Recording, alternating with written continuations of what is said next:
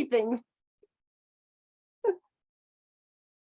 Take it away. Hey, Janine, how are you? I think we finally got this without too much of it only made it to the letter P without having, figured out this whole like live streaming. Almost got it. We got it. So How are you? all Happy right, so Friday. I'm all right. Friday. I am Dr. Brenda, sociologist, speaker, financial coach, adventurer, RVer, coming at you back in the central time zone. I am in the central time zone. It feels so late now. I'm so used to having meetings that start early. I am in Minnesota. So it's unusually chilly here. So I have to keep in mind that it is July, and it's like, wow, mid-July, and here I am in a hoodie. So welcome, Janine. Thank you. Welcome. And it's Janine McJanet here. I'm coming in from the balmy Yukon, which is way colder than it is in Minnesota, but it's all perspective, isn't it? We had some stinking hot weather last week, up to 32 degrees Celsius, which is like 90 Fahrenheit. And it was just like everything had to stop. We had to go outside. We had to get in the water. We had to live it because these days are so short. So who am I? I am. I'm a rapid transformational therapist, a hypnotherapist, and a soul empowerment coach. And you know what? I help women recover from people-pleasing patterns so that they can have genuine, playful relationships with themselves and others. That's it. I could go on, but I'm not going to. And I'm so excited about today because the letter P, I hold it dear to my heart. There's a lot of P words that play in my life. So let's get at her. Wow. Well, that was a fantastic introduction. Now I feel like I need to add a P word to mine. I help people prosper. A people prosperer. Yeah, I help people prosper. How's that? Awesome. Have the Awesome. power, the potential to prosper. Okay, so today's going to be good. And I really honestly think we could have a whole retreat on the letter P. Seriously, in terms of everything that's going to come up. Yeah, I was like, oh man, P, that's not very interesting. And then I started to think of all the P words, and it's like, that has a lot of potential. Potential. So why don't we start with potential and see where we can weave our mastery and our excitement and our passion into a conversation that will help you and me, because that's what we're doing this for as well, and other people listening to it, to really to play. Okay, well, potential. That's a very interesting word because I often hear it used in a negative way. He, she, they did not live up to their potential, right? Yeah. And potential is about possibilities. Potential is about, to me, like I have the potential to do something great. And I mean, the struggles that I have, the struggles that we all have, it is persistence to continue to go forward despite the disappointments, despite the things that don't work out, because I know that potential is there. I am exercising that potential. I can't exactly make the results happen at this point. Uh-oh. Go for it, because I got a cabinet and a cat, and those two things don't mix. An open Hey, we're cabinet done with and a the C cat. word, cabinet cat, but yeah, potential. It's a great word because we do hear about it, and we often hear about it when people are on their deathbed. Oh, they didn't reach their potential. And really, what is potential? Potential is something, do we ever reach our potential? I mean, every single one of us has this huge potential. And if we can just tap into it, if we can get rid of what's in the way, the barriers, the obstacles, and all of the fears that are stopping us from playing small, we can jump up and jump in to our potential. And that really involves really digging out, excavating what you're passionate about. And those two together, your passion and your potential, will create an amazing life, regardless of how much you're making, who you're with, where you're living, all of those external things, right? I love that. Partly because it's like, okay, I mean, I've got a passion for travel and nature, and I'm exercising that. And, every day is not all, butterflies and sunshine, Yeah. but knowing that I have built, taken charge of that passion and potential. But you said something of, do we ever reach our potential? Mhm. And I think many of us don't. And that's the fun part about life, is because you reach one stage, it's all about growing, right? So we reach one pedestal, and then we set another one and another one and another one, because we change. Human beings change. Most of us want to be better human beings. We want to change. And it is scary, but maybe we never reach the potential, and that's the whole idea of life. Yeah, Maybe that's it, to just it keep is. going and going and going, and being better and better and better in terms of how we feel about our lives. Mhm. And it's progress, right? It's progress. It's those steps that we just both did at the same time. It's going forward. It's having that persistence, that positive mindset to really just keep on moving forward in and progressing. Because we all know we've all been down in the valley, the death valley of victimhood, where like life is not serving us well. And it's like, that's okay. It's okay to be there. We all be there every now and then, but how long do you stay there? How long can you get back up? That resiliency, right? So that you can step into moving forward. And I know it's so cliche, but learning the lessons, finding the power in the pain, right? And You that's know, yeah, I used the term failure in something, and I immediately got kind of attacked for using the word failure. Mhm. It's like, let's call it what it is. A failure, I mean, doesn't mean that everything is bad. A failure means I've recognized that this didn't work, so now I'm going to make a change to find something that does. But somehow, we're taking these concepts of, you can have a failure, a mechanical failure, and it's a failure. I work in finances. You can have a bankruptcy. That is a failure. Yeah. And that's okay. It doesn't mean that's your end point. And that's where your notes about progress, and you keep stepping forward. That's the key. We all have failures. We all have fails. Let's use the term, but know that it's all about what we do after that so-called failure that counts. The Mhm. persistence. Yeah, it's really about redefining what failure is, because society has taught us that failure is bad. We're going to die. You're not good at it. You're not enough, basically, right? But if we redefine what failure means, and I read a really great book, which I'll drop in because I don't remember it off the top of my head, and it was all about failures in big time international companies and how they progressed through it. And the ones that really were vulnerable, that opened up, had conversations, that and created a team, like they had that progressive mindset, they're the ones who won out in the end.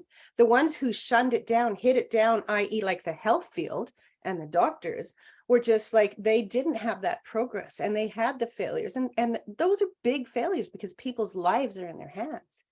But there Yeah, was yeah. shun in that health field, and it was just like, oh, you can't make mistakes. Doctors are perfect, right? But they're not. Everyone makes mistakes. And how can we learn from them rather than use, our ego and just say, hey, everything's fine. It's not my fault. And that's where blame comes in. Get me going on that now. Yeah. I mean, I responded to someone I talked about, we need to take responsibility. I agree, but I'm going to jump into towards your people pleasing bit now, because I think one of the challenges that a lot of people have is trying to take responsibility for things that they shouldn't.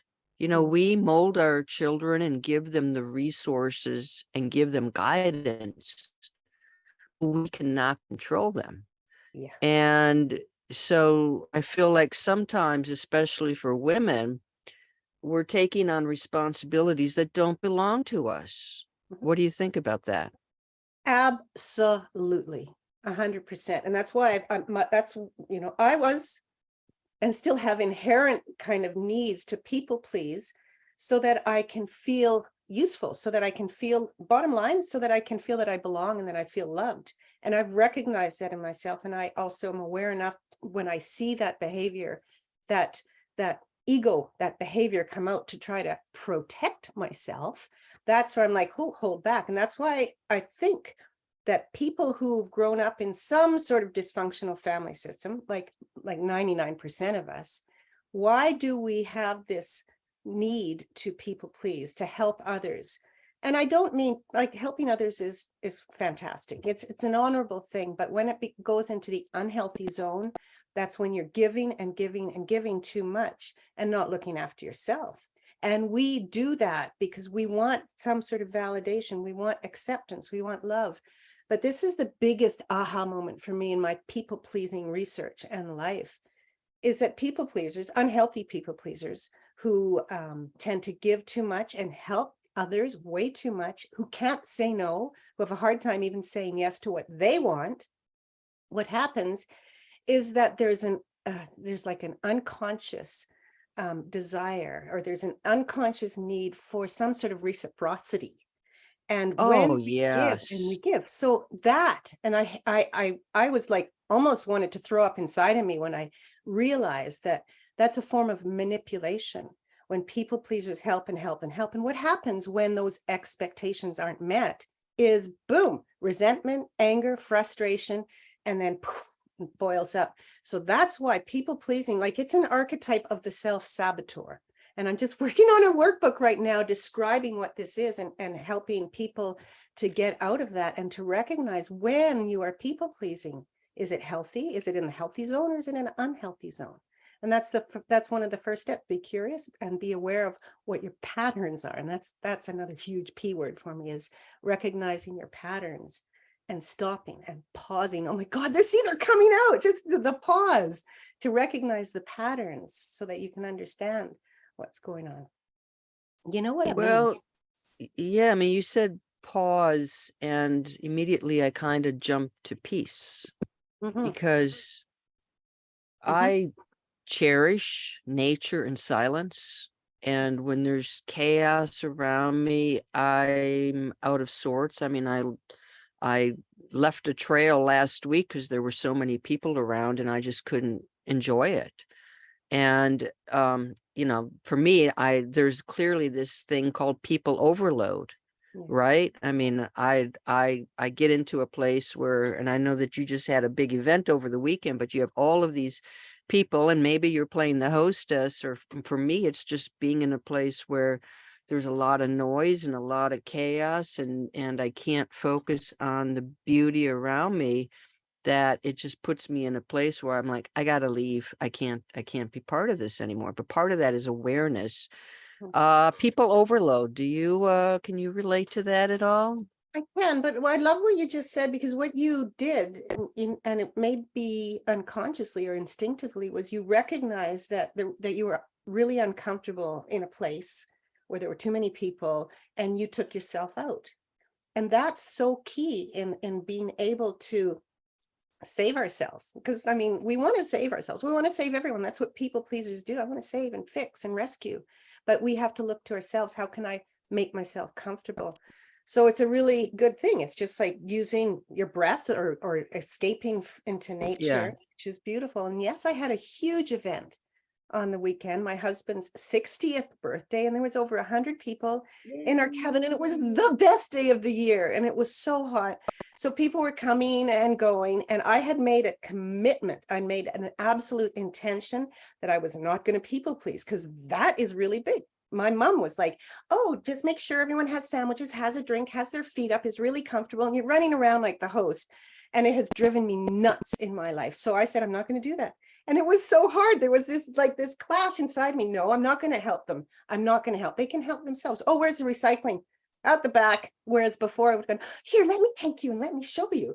It was just perfect. And then a guy drove up in his boat, and I said, oh, can we just grab a few girls? And I grabbed 5 of my special friends, And we took off down the lake to the island, and we jumped in the frigid, cool, refreshing water. And I didn't care. I was like, I don't care what happens. Like, they're all adults, and the kids are, there's adults around. So it's letting go. It's really just letting go of this story that we build. Yeah, yeah. And that's, I mean, for me, like the difficult part is I wasn't hiking alone. I was with a friend, and but I knew I couldn't be a very good friend if I'm in that place either. So I wasn't doing her a service by staying out and pushing forward on the hike. I was doing her a disservice. So, sometimes by honoring yourself, maybe it feels that you're being rude to your friend, but you're actually putting yourself where you need to be, because patience. Yeah. I mean, Yeah. patience is something that It's conversation. I am very short of. Mhm. I Mhm. move at a certain pace. I always have. And it just astonishes me that other people don't move at the same pace. And so Mhm. now sometimes, like when I'm with my friend, I say, okay, I took my patience pill this morning. I'll get up, I'll know we have an event, and I will like just in my mind say, I've taken a patience pill, and I'm able to slow down and relax and not feel like I have to get someplace. But if I don't consciously do that, my fallback is impatience. Yeah. Yeah. Come on, let's get going. We don't have all day, right? We gotta do this. Let's get here. What Yeah. takes you so long? Why are you so slow? Yeah. It's like, okay, I Yeah. have to really take a patience pill. I love that. Brenda, I love it so much, because what is in that patience pill? That's the magic sauce, and we can all create our own patience pill. And you mentioned pause. Pausing is like, it's like the cap to your pill box, right? It's just like pausing and just recognizing that you need something internally to help you survive. That's what our mind and our brain does. Pause, Yeah, the yeah. acronym that I've adopted is paying attention unveils soulful experiences. So just taking that pause, even if it's for a nanosecond, and recognizing my body isn't feeling right, and taking a deep breath, whatever it is, taking that pill. What is that pill? Does that include like deep breathing? Does it include getting into nature? Does it include leaving, the company that you're with? I love that. And I think in that pill box, that's like our toolbox, right? What can I pull out and just have it happen quickly to me so that I don't carry on with this feeling? And they could be resentment, anger, frustration, Right, right. chaos. And I mean, the other piece of that is, so like my theme is like simplify and thrive. I mean, how much more simpler can you get than to sort of like visually tell yourself, okay, I'm with so and so, and I know that I have to have a little bit more patience. So I'm going to just, pretend to take this pill. I'm going to relax, take my deep breaths. And I could do that every day. I Yeah. don't. I probably wouldn't get anything done if I did, but to bring out those tools when you need them. I mean, you put them away. The toolbox is put away, and you bring out what you need when you need it. That to me is the key. Yeah. And how to have access to that is that consistency, that persistence. And you just brought up a word, pretend. Which was like, that just hit my core, because we go through life pretending. Oh, look at this, just happen to have this mask, right? We have Just happen to have it. just happen to have Wow. it. We have all these masks, and we pretend that we're a great mother, a great friend, a great worker, and it's not really authentic or genuine with who we are. And that's kind of the fine line that we can pull apart between a people pleaser, healthy and an unhealthy people pleaser. What masks are you wearing? And does it really align with your values and being genuine? And that's the kind of pretense that you have. It's like, oh, I'm going to just do this for now. And what happens is we stuff what we really feel, what we really want away, and push it. And sometimes we never get to it, right? So we're always fulfilling other people's, Yeah. you know, desires and dreams Yeah. and even bucket Yeah. lists. Oh, Yeah. I mean, so I think part of the pretend part is the flip side of that is we're afraid of rejection. mhm. So for me, like, I'm working on building a speaking career, and I have to send emails, I have to do research, and it's like a black hole, right? I mean, and I just, I had applied to do a TEDx. Didn't get that gig. But so like it's easier to hide and do nothing, or it's sometimes easier to pretend and fit into the expectations of what somebody else wants. Ooh, But that's not going to get me the career I want. I can go on stage and make up crap and talk about this and this, but that's not where my passion is. So pretending does not serve my passion. It does not serve my person. It does not serve my soul. And rejection, yeah. even temporary, even little slights, that's Yeah. even when you try to pretend and please people, you're still going to deal with rejection. So you may as well, be your own self and say, yeah, this is who I am. This is what I'm about. It might not be a good fit for you.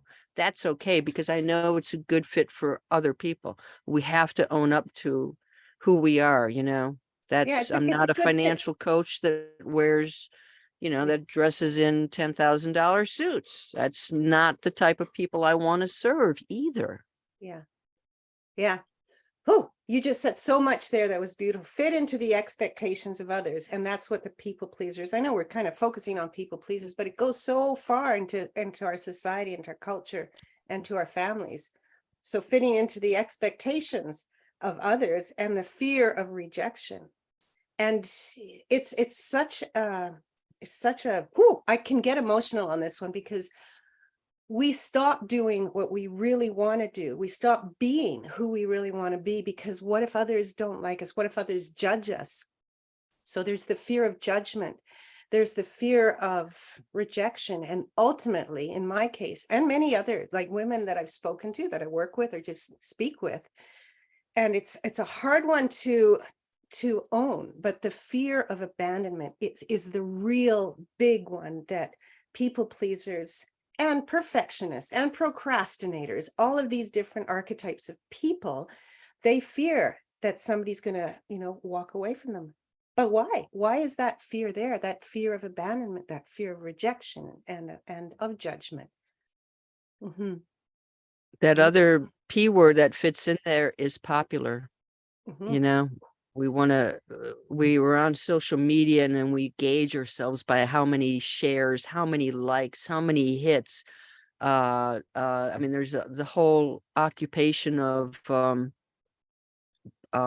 Yeah. God, influencers, Yeah. I mean, that's a job, an influencer. Yeah. Basically, it's, so there's that popularity contest, which I think a lot of us learn growing up. Yeah. We want to be one of the popular kids. We want And to fit in. that often means you're not true to who you really are. And it's And as you become an adult, as you grow into yourself, I think most of us realize that popularity is an empty shell. right. Because we were told when we were young that the more friends you have, the better, the more that you can get into different social things. So, I mean, I've got two teens, and it's just like there is so much pain in their lives because they aren't popular. And they do look at the social media, and there's this thing called comparisonitis, and it's like, oh, I want to be like that. And there's this other thing, P word, called perfectionism. Oh, I really want to be like that. If I'm like that, then I'm going to be perfect. And if I'm Yeah. perfect, then I'm going to belong. And if I belong, then I'm accepted and I'm not rejected. And if I'm not rejected, I'm going to feel great. But it's so hard. The standards are so high of perfectionism in school around, how smart you are, how pretty you are, or how strong you are, whatever those enoughs are. And we don't meet them. Kids don't meet them. So we grow up. We come out of our mums and we're like, we have none of this shit around us, right? I can get really passionate about this, right? We are just like, we're these curious little souls that walk, learn to walk. We don't just, take a step and fall down and go, oh my God, I'm a failure. I'm not going to do it anymore. We keep going and going and going with persistence. And as we grow older, we get influenced, like you said, by the people around us. And then we start to shift who we are to fit into other people's lives. And that's what you Yeah. said, fit into the expectations of others. Yeah. And then we carry it through our adulthood. And it serves us not at all. Yeah. When I was looking at P words, there's one word that really resonated with me. And it's a word you used when you made your introduction. You know which one it is? Well, I said persistent people-pleasing patterns, playful. I don't know. Playful is where I It's always play. It's yeah, play. yeah. And I was reading a book, a book on joy, a little, workbook the other day, and the author was talking about how she just started sobbing, and it was like, this is not what I wanted out of life. And she realized that what was missing was fun. What was missing was play. And I feel like as an adult, outside of vacations, for most of my adulthood, I was the responsible one, the planning one. Even fun was planned and play was missing. I mean, everything had a goal, right? So even when you did karate, you've got to go from one belt to another. You've got a goal, right? Chris. Very little as an adult is just about play. And so this afternoon, yeah, I have to plan ahead to do this stuff, but I'm going to go over to the state park and I'm going to go on a wilderness boat tour. And that stuff feeds my soul and it's play. But it's like, how many decades of my life did I spend shoving play down as an adolescent child thing and being the one who's in charge and being responsible? How much play did I push away? A ton. Decades. And yeah, now it plays a front role in my life, because I know, for me, hiking is playing. I mean, we all have very different notion of what it means to play. Coloring in a book can be play. Dancing to music is play, but it's there may be some planning, but there's also some spontaneity there. And I think many people don't put play into the bigger picture of what they want out of life. And it ought to be like, boom, right there. Yeah. Yes, just yes. And what came up for me is like planning to play and playing to plan. Just the reverse of that. We don't play enough. And when we hear play, typically it's just like it is frivolous, it is joy, it is smiling, it is laughing. But when I work with my clients, and I call myself an empowerment and play coach, because I believe that play isn't just about the fun. It is about enjoying the good and the bad and the ugly. It's about playing in it. It doesn't have to be flowers or a clean sandbox. It can be the dirty mud. It could be the rose bushes with the thorns in them, but get in there and play. Be curious about what's going on. So for example, this weekend when there was a big party, and I thought, okay, I need to get out of here, because there are a lot of people, everyone's coming up saying hi. And there was this superficial level of talking, which is okay for a little bit, but over and over and over again. And I thought, I'm going to play with this. Look at what's going on in me. I'm just going to play. Okay, what do I want to do? And that's the curiosity piece, right? We have to play even when it's ugly. So even if you're approaching a difficult conversation, or when there's chaos around you or conflict, how can we play with it? And I don't mean that, lightheartedly. How can we really go inside and go, oh, what's going on here? How do I feel? What could my response be? I'm not going to react. Oh, look what's coming up. Anger, frustration. You can just step aside for a second and how can we play with our emotions, in our emotions, and come out, being and feeling that it wasn't that heavy. The anger, the frustration, the whole resistance. How can we play in the moment, regardless of what kind of life event is happening? Yeah, boy, that's heavy, but that's also we all hit those moments when we feel unmotivated, when we feel sad, when we just don't feel like entertaining much. So, I mean, I've always said it's okay to soak in those moments too. Yeah. I think there's this expectation that we're always supposed to be happy and we're always supposed to put on this happy face. And the truth is, we all have difficult times, and there are times when you don't feel like playing. You can't play. You know, uh, for me, the best thing then is to go back to that other P word of persistence and just know that tomorrow's a different day. That you might be in a funk, you might be in a stage. Most of us have these patterns, and as we get old, we recognize those patterns, and part of it is trying to get out. So, I mean, for me too, I haven't done that great on the health part. And so I'm like, you know what? I've added a little bit of sugar to my too much sugar ice cream, for instance. It's like, I don't feel that good anymore.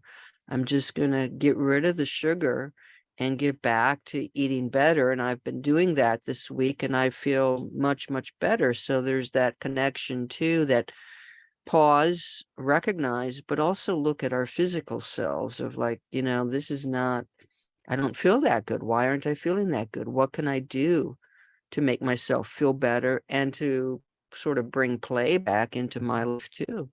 Yeah. And I like that, Brenda, because like you're playing in the mud, and sometimes we don't even realize that. It doesn't have to be happy. Happy is an emotion, but ultimately it's like the journey versus the destination, right? And playing in that journey, no matter Yeah. which, and this about roadmaps, right? You might take the wrong road and it might not live up to your expectations, even though you've planned for that perfect, peaceful, playful time. And then you come back onto your main path because you know your destination. I mean, you have to Yeah. know what you want, that Yeah. intention of having a joyful life, which I believe is everybody's, intention. I think too that play, there's an element of surprise. Yeah. When I look at what I'm doing right now, I mean, the fact that I'm doing what I'm doing, I'm an entrepreneur. I'm on the road. I'm traveling on the road. I live in an RV with cats, and I'm really shocked at what I'm doing. I mean, it doesn't fit my whole pattern, get my degrees, publish my dissertation, have this career, save my money. And it's like, I mean, when I look at just my life, it's been 3+ years I've been on the road, and it's like, holy cow. I mean, it's a playful, shocking, surprising thing that makes total sense for me now, but I'm like, holy cow, what am I?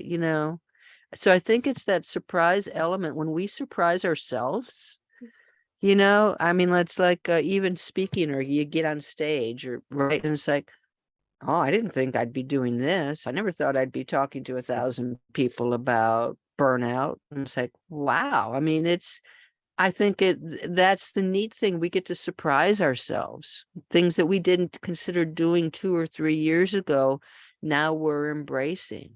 I Yeah. mean, how much fun is that? It's phenomenal. It's phenomenal. I think that's a really good word that captures what you're doing, what we all can do, right? It captures us moving and progressing towards our potential, but recognizing that we're doing that and not living a life of complacency. Because, oh my gosh, that, placid, let's use a P word of just being for the sake of being, just doing because that's what you've always done. We just have such a short life, and to get to the end of it in the hospital bed or wherever and just go, dang, I wish I would have done this or this. That's my sort of challenge for everyone today, is write down what you're really passionate about doing. Just take 10 minutes, put on a candle, whatever, pleases you, and just ask for some space, move away, say no, because that's what people pleasers have a hard time doing. Create your space and write down everything you love doing, all of your passions, because from that, you're going to find your purpose. And in your purpose, that's like the destination. And on your journey, you can go left and right in all sorts of different directions, but it's your North Star. Know what your North Star is. That's my kind of challenge for the week. That I love that. I love that. And I mean, one of the things too is like, like my rig, I've nicknamed it, it's Goldie 17. It's also called the Dream Big rig. And as I've started to develop like my dandelion moments, it's like, we tend to start with these big, giant, enormous dreams, but the things that make us happy, I mean, we've had this cold spell and I put on my winter robe and I had my little candle going, and I was reading a book, and the cat came and made a nest on my lap, and I'm like, this is perfect. This is what it's about. So sometimes it's really that simple. Yeah. What is it that just makes your heart sing? And maybe it's being with your kids out on a boat, I mean, whatever that is, that's what we need to do more of. Mhm. Rather than, don't sometimes I think we're trying to do big, big, big things, which is great, but don't lose yourself, don't lose your own joy in that chase. Yeah. It's like Okay, playing. we are like, I know we're over, but yep. I just, Any final words? yes. What are you up to? It's about playing in your passion. I know, and then I'll get right into that. It's about playing with your passion and doing it, and getting rid of all that pollution, external pollution that is creating a block in you. So yeah, just to top off, I love this conversation. I seriously think we could do a whole day retreat on all of these different things. That's something we can do, right? Play with the pain. There's a fine line between pleasure and pain. It's a song from an Australian group. You can do it once and you can do it again. And that's the definition of insanity. When you start doing things that have the same results, whether you call it failure, it's up to you how your mindset is. So P's been great. And if you have any comments, drop them in and we can carry on with what's going to be a different Q next week is going to be a tricky I one. know it. I was like, ooh, okay, that's gonna take some work, isn't it? Yeah. But Maybe speaking, we'll just have a very quiet conversation. that's We'll be probably the only quiet. word for Queen Janine. No. Speaking of people pleasing, and if you go into my Facebook group, the Soul Empowerment and Transformation Lounge, I just dropped something in there on people pleasing this morning. And this is where I'm working. This is my focus with my RTT, my rapid transformational therapy. And I've created a program for people pleasers, specifically to help move beyond the pain that's associated with the unhealthy people pleasing. And I've got a name for it, which I'm going to drop soon. I'm going to drop it now. Luminosity. It's shining from the inside out. And that's based on an experience I had with some bioluminescence when I was down the coast. But that's what it I is. love it. How can we get in there? Through coaching, through hypnotherapy, and through realizing, recognizing, and rising. That's what's coming up. If you want to know more, just let me know. And over to you, wherever you are on the screen. All right. Yeah. So, hey, check out drbrendaU.com. That's my pretty new website. And looking for a speaker on burnout or financial wellness, or hey, even RVing, whatever it might be, on play. Yeah. Let me, drop me a line. I'm also working on a workbook, and my whole thing has been to make personal finances fun. And so, my experience is that a lot of people don't have a personal finance plan, or it's maybe they have a retirement plan, but they don't really have a plan on how to have the resources, how to have the funds to do what you really want to do out of life. So I'm working on a workbook. I also have a burnout program that I will be turning into a workbook. I use something called the REP framework. Assess your risks, manage your energy, and plot your way forward. So, yeah, more good stuff coming down the pike. So we will see you guys, I think, in 2 weeks. We'll have to look at our calendars for the letter Q. In the Oof, tough one. meantime, play So with your passion, have fun. And when you start to get in those patterns that really pull you down, push yourself back up and play with a pause. Woohoo! Thanks, y'all. Thanks for joining Thank us. you. Till next Hey, time. Bye-bye. ciao, ciao.